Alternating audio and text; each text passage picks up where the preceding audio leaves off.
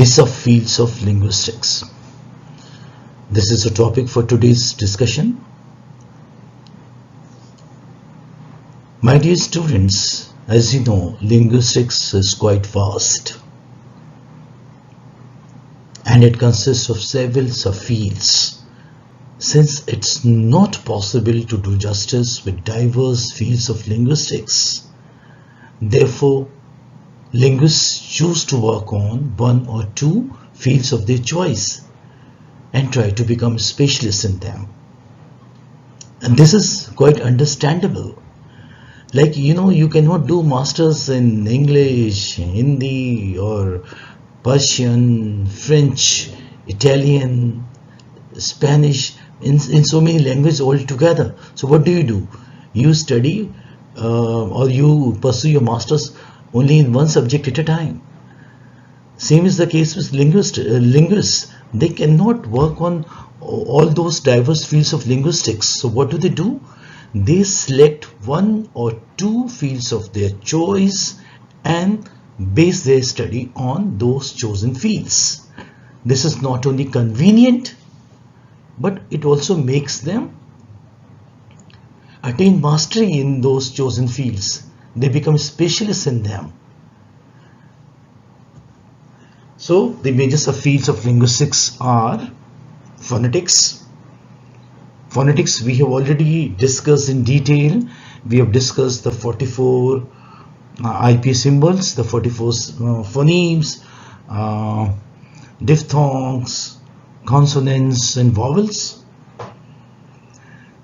Phonetics is the general study of human speech sounds. In other words, phonetics studies the way sounds are produced, transmitted and perceived. So this is the most important fields of linguistics. This is the core of linguistics, the bread and butter of linguistics.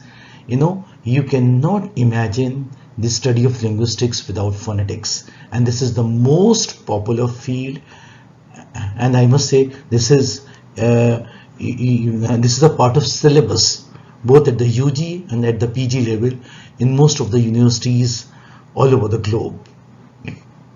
It is one of the most interesting fields also, and one of the most pursued fields, sought after fields. So I repeat, what is phonetics? Phonetics is the general study of speech sounds. In other words, phonetics studies the way sounds are produced, transmitted and perceived. Yes, there are three main branches of phonetics, and these are articulatory phonetics, acoustic phonetics, auditory phonetics. Articulatory phonetics deals with the production of speech sounds by the human speech organs.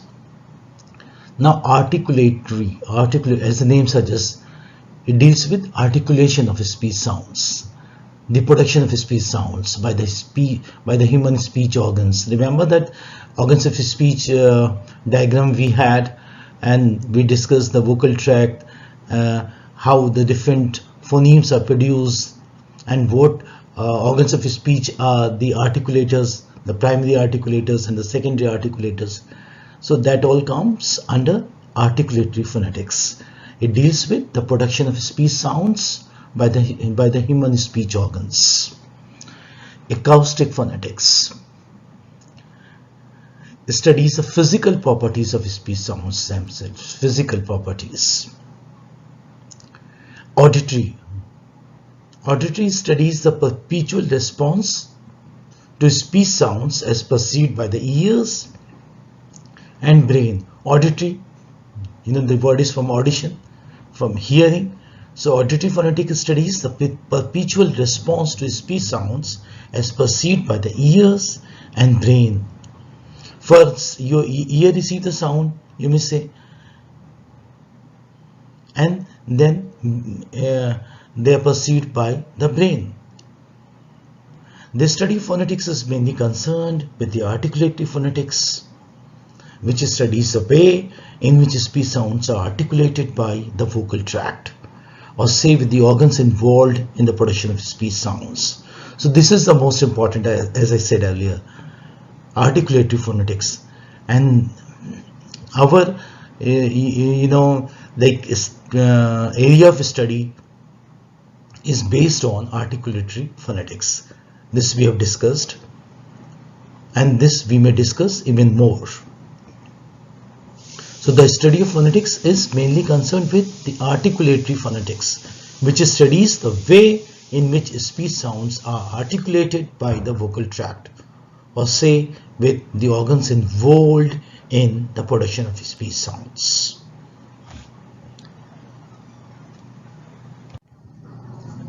Now, phoneticians. Who are phoneticians? Phoneticians are those who study phonetics, or who in fact work on different fields of phonetics. They are phoneticians.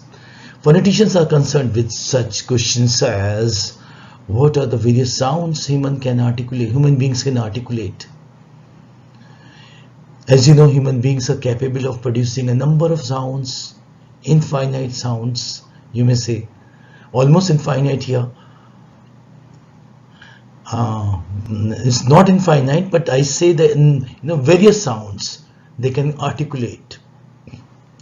But all those sounds, they do not become the part of their communication. They do not use them, yet they are able to produce them. So phoneticians are concerned with such questions as what are the various sounds human beings can articulate, they can produce.